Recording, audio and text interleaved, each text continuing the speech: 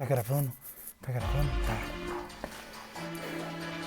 Esse vídeo tá sendo gravado de um futuro não muito distante. E tem que ser muito rápido porque o grande irmão pode estar ouvindo a gente e tudo pode se perder. A escassez de água e alimento tá chegando para todo mundo. A vacina não saiu.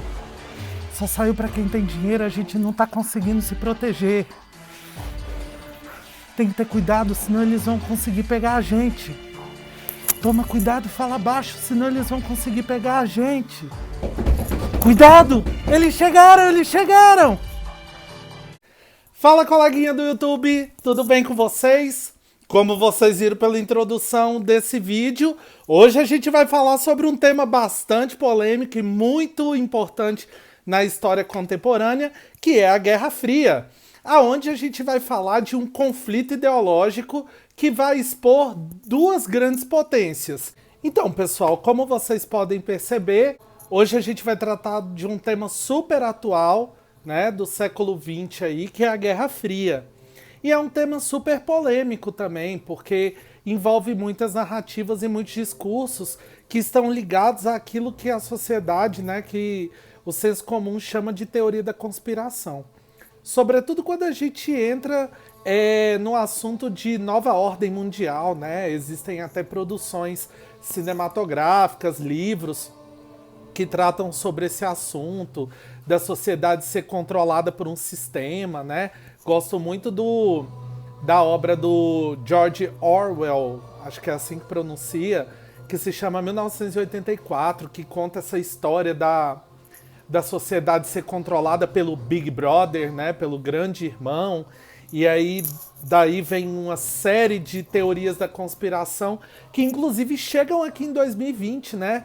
Quem de vocês aí do outro lado ainda não ouviu que a vacina do coronavírus já existe, mas que ela não foi ainda disponibilizada por causa do controle dos países ricos?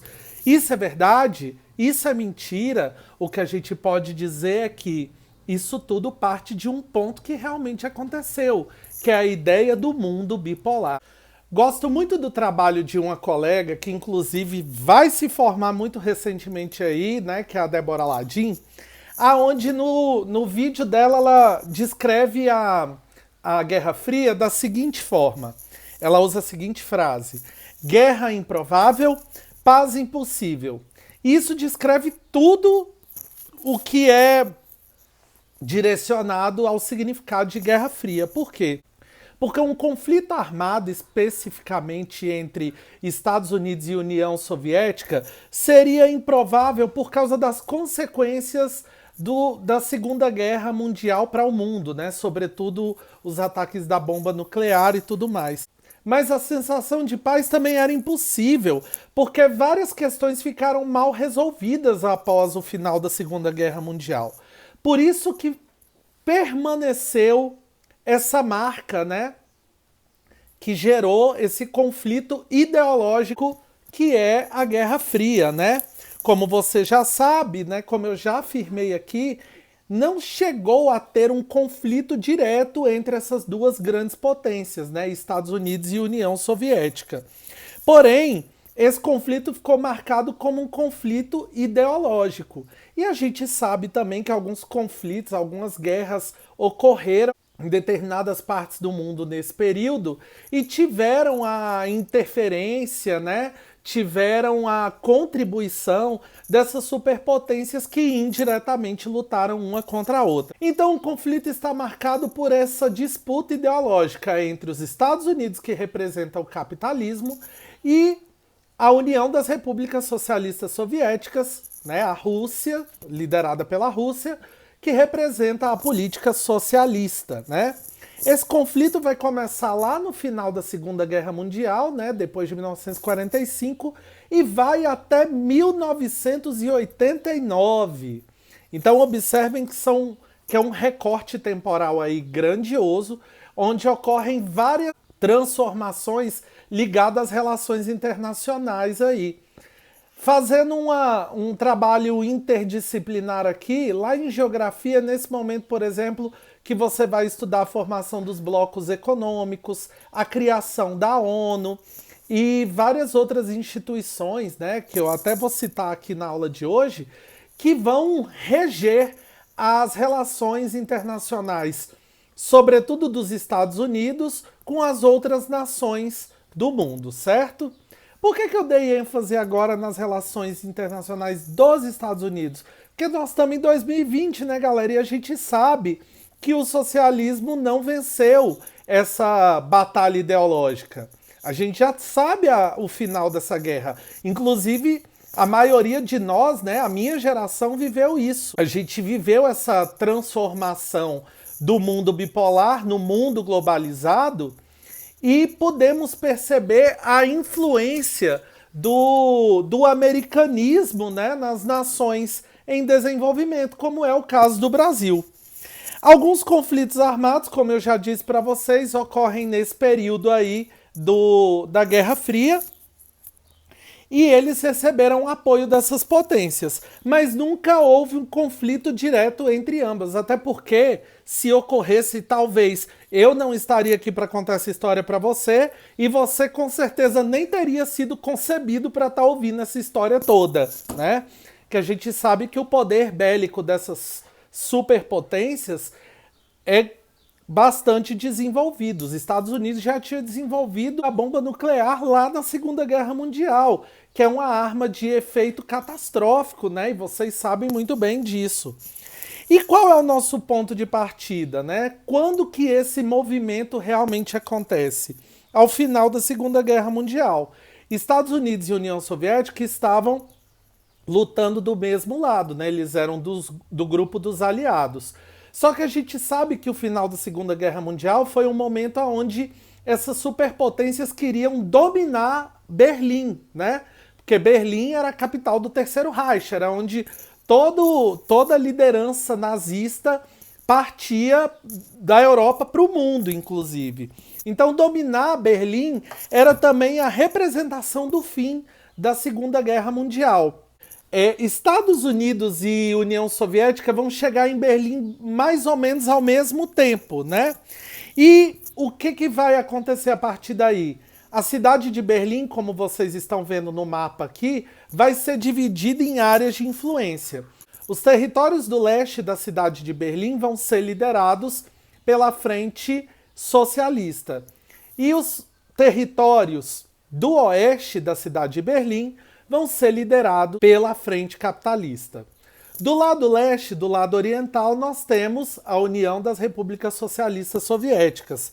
Do lado ocidental, nós tínhamos Inglaterra, França e Estados Unidos controlando todo esse território. E havia um grande símbolo da Guerra Fria, né, que também simbolizava aquilo que a gente vai chamar de mundo bipolar, que foi a construção do Muro de Berlim. Só que sobre ele eu vou falar mais um pouquinho à frente. Eu quero continuar mostrando para vocês o que vai acontecer a partir dessa divisão do mundo em áreas de influência. Primeiro, a gente tem as consequências do ataque das bombas atômicas no mundo. A Rússia e o restante do mundo, de um modo geral, perceberam que atacar de forma bélica os Estados Unidos era praticamente cometer suicídio, né? Porque para você atacar os Estados Unidos, você tinha que ter mais poder bélico que eles. Só que o que os Estados Unidos já tinham produzido? A bomba atômica, né? Então, nesse momento, a Rússia, né, vai começar a fazer de tudo para poder também desenvolver um estudo científico e uma tecnologia suficiente necessária para poder ter um poder bélico tão desenvolvido quanto os Estados Unidos. Albert Einstein ainda estava vivo nessa época e ele disse, né, que era contra, inclusive, o desenvolvimento da bomba atômica, porque ela tinha capacidade de acabar com a espécie humana, né, gente? A gente está falando de elementos químicos que são muito pesados, que podem trazer consequências muito catastróficas para o mundo, de um modo geral. A gente vai falar, inclusive, mais um pouquinho na frente, eu vou gravar 3 vídeos sobre a Guerra Fria. Um sobre essa questão, essas relações econômicas e políticas desse período, né, que acarretaram nesse conflito ideológico. Vou gravar um vídeo sobre a Guerra do Vietnã, porque eu vou dar um pouquinho mais de ênfase para esse conflito. E vou falar no último vídeo sobre as questões culturais e sociais que ocorreram nesse período, né? Porque não dá para falar de Guerra Fria e não falar, por exemplo, sobre o Festival de Woodstock, sobre o movimento hippie, o movimento Black Power, o movimento Flower Power, o feminismo, né? E tantos outros movimentos sociais que vão surgir nesse momento aí e que hoje tem muita importância para a sociedade de um modo geral. Mas voltando para essa questão do desenvolvimentismo, a Rússia começa a investir na produção da sua própria bomba atômica e ela consegue chegar no mesmo resultado que os Estados Unidos, né? Isso vai fazer com que os dois lados tenham o quê? Um equilíbrio de força, né? E também produto suficiente para gerar destruição em massa da humanidade. A Guerra Fria, então, tem importância nesse sentido, porque ela estimulou o desenvolvimento de tecnologias, mas ao mesmo tempo as grandes potências tinham consciência do seu poder bélico. Por isso que não chegou ao fato de ter um ataque direto entre eles, porque eles tinham consciência que se eles se atacassem, né, de forma armada, eles poderiam gerar destruição de territórios inteiros, inclusive, como eu já disse várias vezes até agora, da espécie humana de um modo geral. Por isso essas nações se combatiam indiretamente nos conflitos que a gente vai ver aí, e eu vou dar mais ênfase no vídeo da Guerra do Vietnã. A corrida armamentista, então, vai estimular a corrida tecnológica. E por causa desse desenvolvimento de tecnologias, é que hoje você está conseguindo assistir essa aula aí da sua casa e eu estou produzindo ela aqui na minha casa. Ou seja, nós estamos tendo uma relação indireta de aprendizado, onde você está aí no seu espaço, eu estou aqui no meu, e ambos estamos compartilhando todas essas ideias aqui. Então essas tecnologias que nós temos hoje, né, elas vão começar a surgir a partir desse período aí, sobretudo a partir de 1950, né? A internet, por exemplo, ela começou a ser desenvolvida por uma tecnologia que ficou conhecida como ARPANET, né? Depois do envio dos satélites, dos GPS para o espaço, né? E até da própria corrida espacial. Isso fez com que nós conseguíssemos gerar essa conectividade que nós temos hoje, né? E isso também dá a característica do mundo globalizado de uma forma muito mais direta.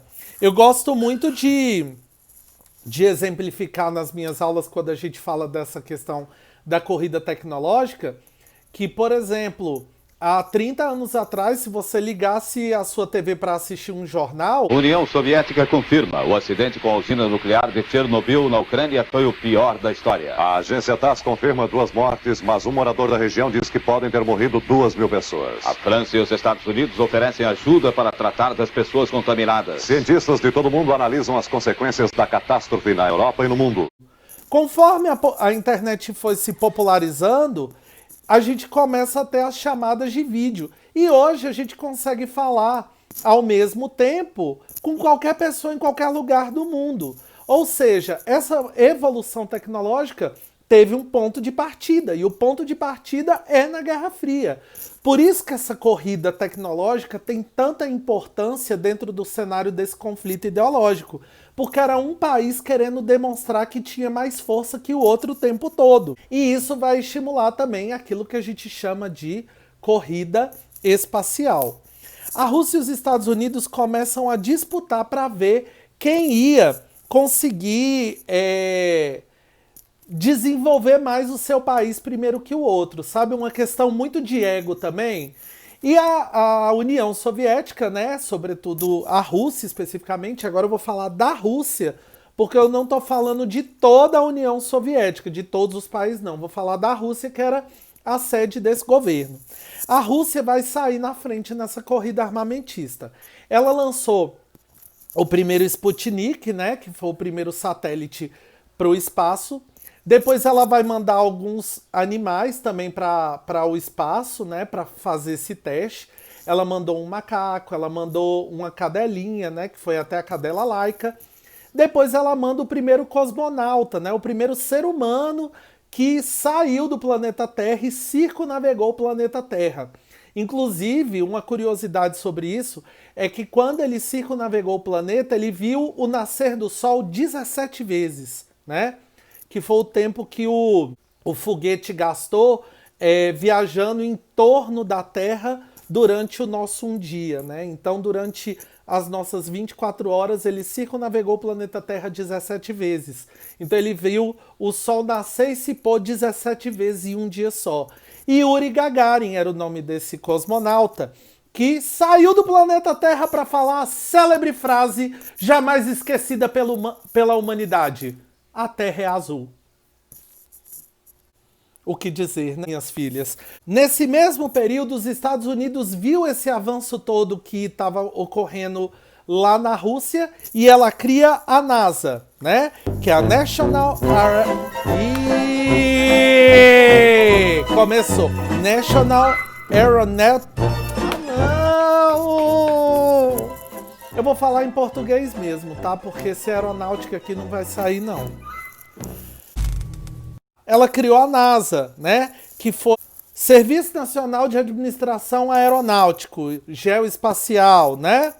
É isso aí mais ou menos a tradução. Para desenvolver as pesquisas aeroespaciais. E com isso os americanos conseguem mandar os astronautas à Lua, né? Em nome da Sociedade Interplanetária de Foguete, desejo-lhe bom voyage.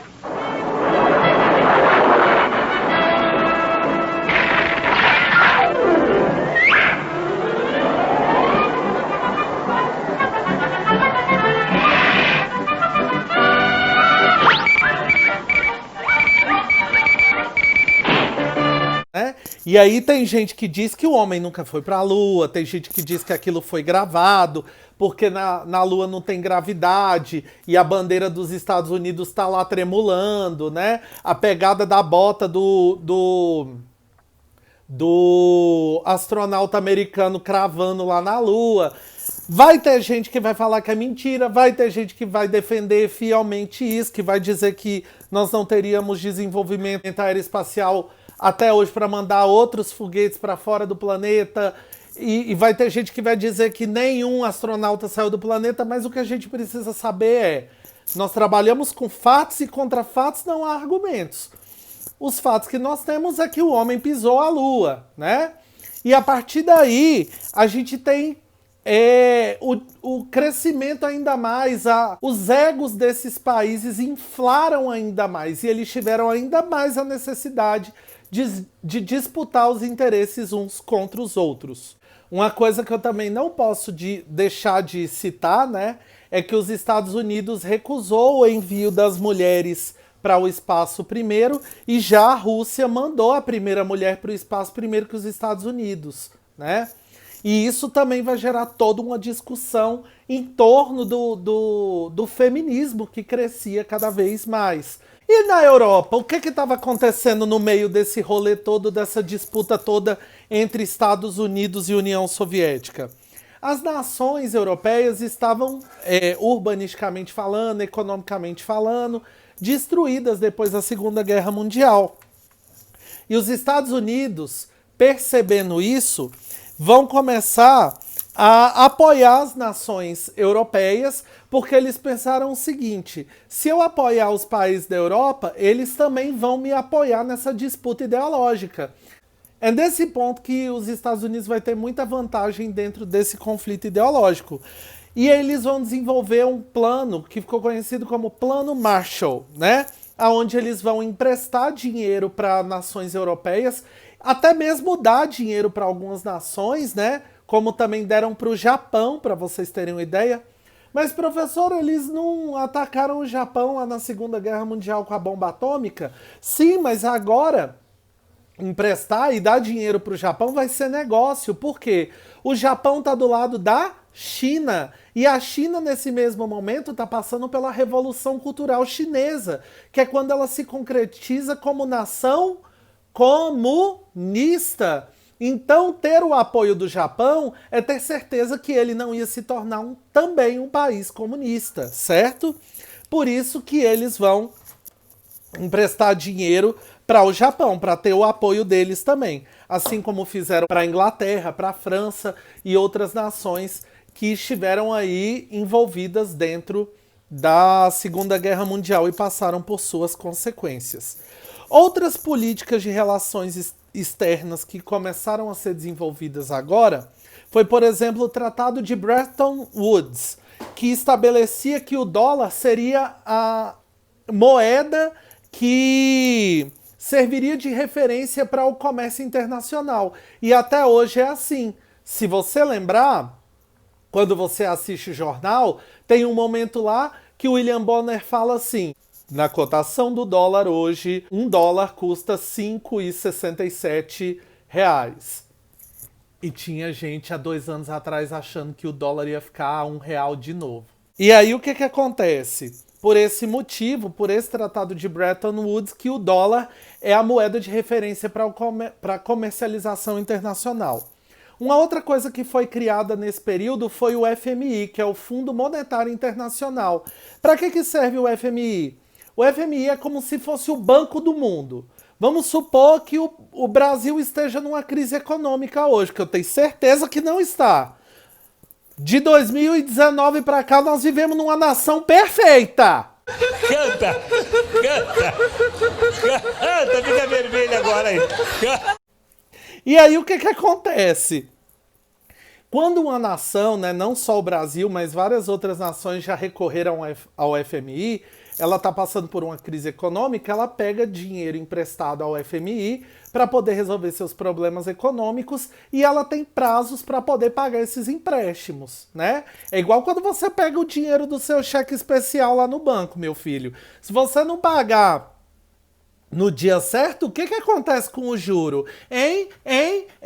Você vai ficar pegando dinheiro emprestado no cheque especial, meus filhos? Não faz isso, não. É dinheiro demais, tá?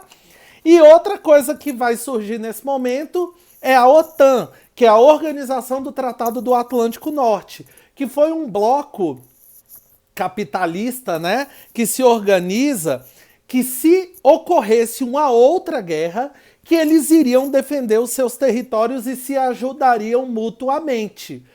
A gente não pode esquecer que é uma disputa ideológica, mas ao mesmo tempo esse povo está desenvolvendo poder bélico e poder tecnológico para uma possível guerra acontecer, sim, né? Como eu já citei aqui uma vez, foi inclusive no vídeo da Segunda Guerra Mundial, a gente não pode esquecer daquela música do Legião Urbana. Uma guerra sempre avança a tecnologia, mesmo sendo guerra santa, quente, morna ou fria. Tá vendo? Renato Russo é que sabe das coisas. E disse sabe porque ele pode até ter morrido, mas a palavra dele continua sendo propagada até hoje, né? E do mesmo modo que essas relações políticas se organizaram dentro do capitalismo, também vão se organizar nas nações de política socialista, né? Enquanto no capitalismo a gente teve toda essa organização que eu citei até agora, o que vai acontecer nos territórios socialistas? Eu vou ter a elaboração do Cominform e da Comecon. Só que essa Comecon aqui não é um encontro lá das revistas em quadrinho e das histórias da Marvel e do DC, não, tá? O que foi isso?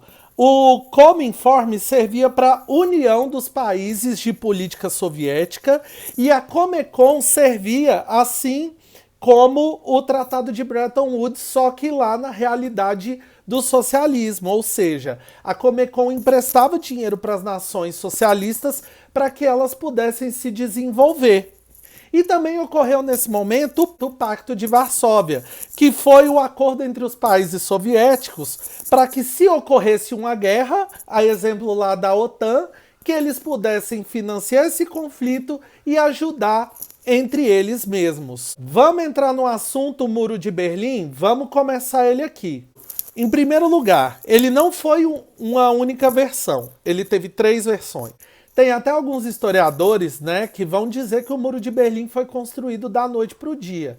A sensação que se tinha era exatamente essa, porque você foi dormir um dia com a cidade ainda aberta, a política já era dividida, as fronteiras já estavam divididas politicamente, mas a sensação que se tinha é que essa divisão política, ela precisava de algo concreto para acontecer de fato. Por quê? Porque o lado oeste, né, que era o lado capitalista, o lado da Berlim Ocidental, estava tendo muito desenvolvimento, né? Não se esqueçam que a Berlim Ocidental era liderada e organizada pela Inglaterra, pela França e pelos Estados Unidos, ou seja, nações em pleno desenvolvimento que tinham muito dinheiro para investir ali. Então houve o desenvolvimento de empresas, de indústrias, a população estava organizando novos modelos de vida, conseguindo mais emprego. O que começou a acontecer? Uma forte migração de leste para oeste da cidade. As pessoas que viviam do lado socialista começaram a migrar para o lado capitalista. Aí o que o lado oriental pensou? A gente precisa fazer com que a população acredite na nossa política de desenvolvimento também. E aí o exército da Berlim Oriental construiu um muro que dividia a cidade para que não ocorressem mais essas migrações de um lado para o outro. E aí tem várias narrativas no meio disso tudo para questionar e problematizar a construção do Muro de Berlim de forma social. Por exemplo, suponha que eu more na região oeste da cidade, que eu moro no lado capitalista. Mas os meus pais moravam em outro bairro lá da cidade que ficava no leste da cidade. Então, com a construção do muro, eu não podia mais visitar a minha família, meus amigos. Se eu trabalhasse do outro lado do muro também, eu estava sem emprego, porque se eu fosse para o outro lado do muro, eu não podia voltar para casa. Houveram famílias, houveram pessoas que ficaram mais de 28 anos sem se ver, né? Imagine a sua mãe morando na casa vizinha à sua, só que o muro que divide a sua casa da casa dela é tão vigiado, tem tanto guarda vigiando, que se você tentar atravessar, você pode ser preso, você pode ser morto. Então, é uma questão social muito forte que está enraizada na construção do Muro de Berlim aí. E a outra questão é também o desenvolvimentismo. As pessoas que estavam do lado leste queriam ir para o lado oeste porque lá estava tendo mais empregos, mais oportunidades, né? Outros modos de desenvolvimento, né? A globalização tinha chegado do lado oeste, mas do lado leste não. E aí, coleguinhas, a gente também tem uma outra situação que está ocorrendo aí no meio de tudo isso que eu estou citando. Conflitos armados estão ocorrendo por vários lugares do mundo, né? Sobretudo na região da Ásia, nesse momento da Guerra Fria, que é até uma coisa que eu chamo de guerras quentes na Guerra Fria. E é nesse momento que a gente vai se sentir que realmente esse avanço bélico, esse avanço tecnológico estava influenciando as relações humanas. Por quê? Porque os conflitos civis que vão ocorrer aí vão ter o apoio dessas duas superpotências. Eu vou citar um aqui. Então vamos falar da Coreia. O que acontece? Por motivos que não vêm ao caso nesse momento aqui, porque senão a gente vai fazer mais um vídeo de 1 hora inteira até entender isso, Coreia do Norte e Coreia do Sul já eram separadas em 1950. E aí o que acontece? A Coreia do Norte foi influenciada pela Revolução Cultural Chinesa. E ela, observando o que estava acontecendo lá na China, invade a Coreia do Sul para unificar os territórios e se tornar uma única nação também comunista, também socialista. Quando os Estados Unidos vê esse ataque, ele sai em defesa da Coreia do Sul.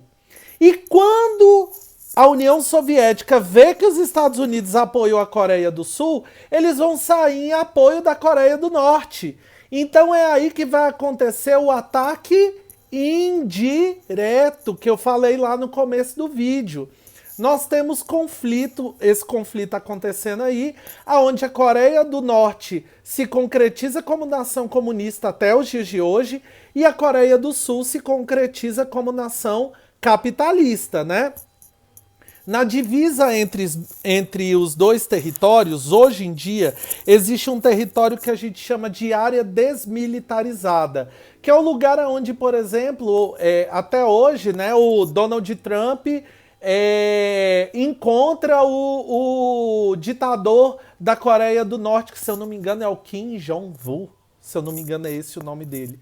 Né? Por que eles se encontram nessa área desmilitarizada? Porque os Estados Unidos até hoje é o símbolo máximo do capitalismo. E a Coreia do Norte, politicamente falando, é o país mais comunista de todos os países comunistas que ainda existem no século XXI. Por isso eles se encontram hoje ainda nas áreas desmilitarizadas, porque são encontros pacíficos, né?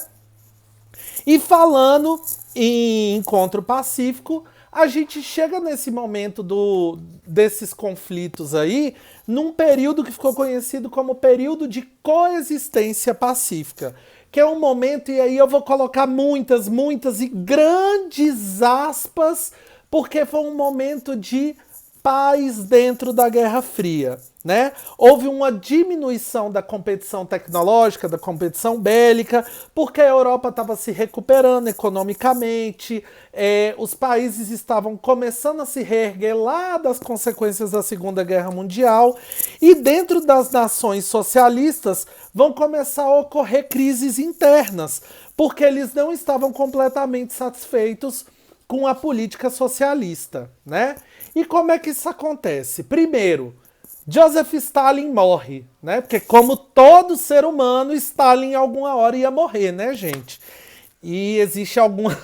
Lá vai o Everton mais uma vez falar de teoria da conspiração. Mas existe algumas ideias de como Stalin foi acusado de crimes contra a humanidade, né, de genocídio e tudo mais. Dizem que ele tinha muitos inimigos na Rússia, né, na União Soviética de um modo geral. E algumas narrativas vão dizer que Stalin foi envenenado, por isso que ele morreu. Mas o que a gente sabe é que ele morreu, né, de causas naturais, e ele vai ser substituído por um outro cara que se chamava Nikita Khrushchev. Só que a política do Stalin era muito nacionalista, muito exacerbada, muito cheia de exaltação à pátria. E como era a política do Nikita Khrushchev? Era uma política mais liberal. Ele começa a cortar esse exagero dessa adoração à pátria. Ele começa a não fazer aqueles discursos longos e prolongados que Stalin fazia por horas, defendendo o comunismo e tudo mais. E aí o que acontece? Nesse momento também, Nikita Khrushchev vai começar a aproximar a política da União Soviética com os Estados Unidos, o que vai ser visto pelas outras nações socialistas como um golpe ao comunismo, né?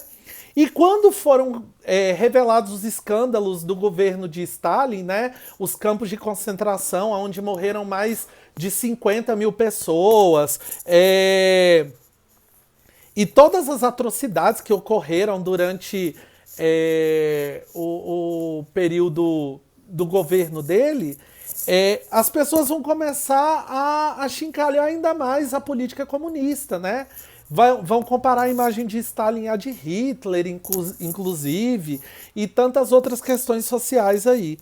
Então a imagem de Stalin, que antes era adorada pela população, passa a ser vista como de um indivíduo que gerou a morte de milhares de pessoas. Por isso, o comunismo começa a caminhar para o seu fim a partir daí. E essa fase da coexistência pacífica durou pouquíssimo tempo, porque logo em seguida essa fase, nós vamos ter o momento da crise dos mísseis. Lá na América Central, nós temos um país que se chama Cuba, e lá em Cuba ocorreu uma revolução também, que terminou com a concretização do país como uma nação socialista sob o governo de Fidel Castro. Isso vai ocorrer em 1959. Nós temos a imagem também de Che Guevara como um dos grandes líderes do movimento. Então, o que acontece? Quando Cuba se torna uma nação socialista, isso vai preocupar muito os Estados Unidos. Por quê? Geograficamente, Cuba está muito próximo dos Estados Unidos, né? A Flórida está por aqui, vocês vão ver aqui nesse mapa. A Flórida está aqui no extremo sul dos Estados Unidos e Cuba está bem pertinho aqui da Flórida, né? Tem até gente, para vocês terem uma ideia, uma curiosidade, que tenta atravessar essa região de oceano a nado para poder chegar nos Estados Unidos, né? Para vocês terem uma ideia de como é essa loucura de viver o sonho do modelo de vida americano, que inclusive começa a ser concretizado aqui, né? O modelo do bem-estar social, o desenvolvimento das tecnologias que eu estava falando agora mesmo, é o que também vai gerar as tecnologias da qualidade de vida que nós temos hoje. Máquina de lavar, popularização do telefone, da televisão. O rádio já era o bambambam do momento, né? Mas a televisão vai se popularizar, o cinema, os programas de auditório. Isso tudo vai começar a gerar o que era chamado de welfare state, né? O bem-estar social. E isso começa a se popularizar, sair dos Estados Unidos e ir para vários outros lugares, né? Então, o que acontece? A União Soviética, quando vê que Cuba se torna uma nação socialista, vai se aproveitar dessa situação para instalar uma base em Cuba, né, uma base naval em Cuba, e ela instala vários mísseis apontados em direção aos Estados Unidos. Quando os Estados Unidos percebem isso, eles vão chegar a estudar um possível ataque mesmo à região de Cuba, né, para atacar indiretamente a União Soviética.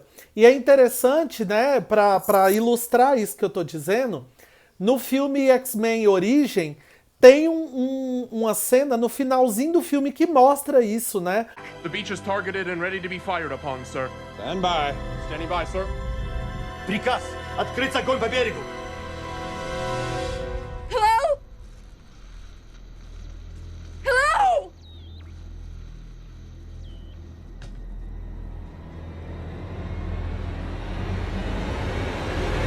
Fire. Огонь!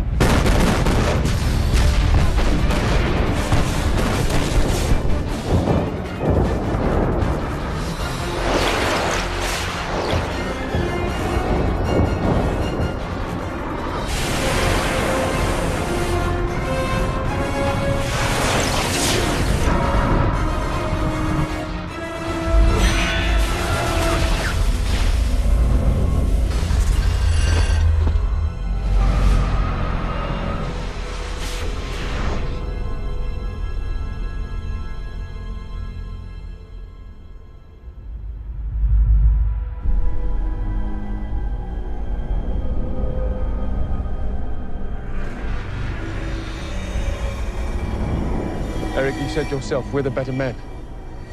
This is the time to prove it. There are thousands of men on those ships, good, honest, innocent men. They're just following orders. I've been at the mercy of men just following orders. Never again.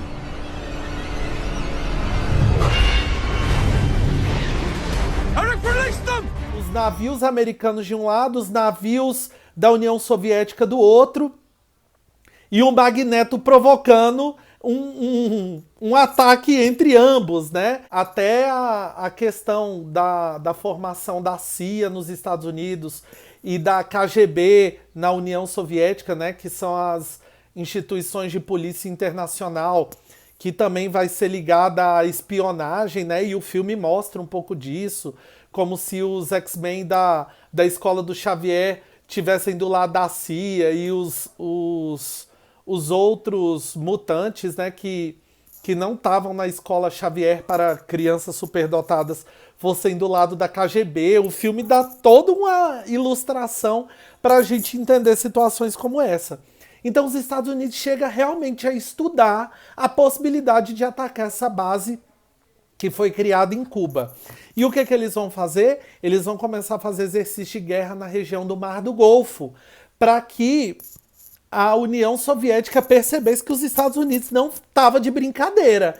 E aí, minha galera, é aquela sensação de alguém peidou e não fui eu. Todo mundo olhando um pro lado do outro assim, ó. Num medo constante, porque se tivesse um outro ataque nuclear, você já sabe o resultado, né? Mas como essa situação se resolveu? A União Soviética concordou em retirar os mísseis da base cubana, na condição de que os Estados Unidos também retirassem os seus navios de exercício de guerra lá da região da Rússia, né? E que também se comprometessem a parar de tentar desestabilizar o governo de Fidel Castro lá em Cuba, né?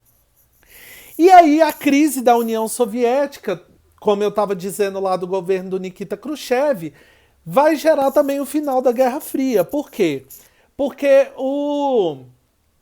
a União Soviética, nesse novo governo, depois de Stalin, né, ela começa a entrar em falência econômica, né? E depois que Nikita Khrushchev sai do poder, entra no lugar dele Mikhail Gorbachev.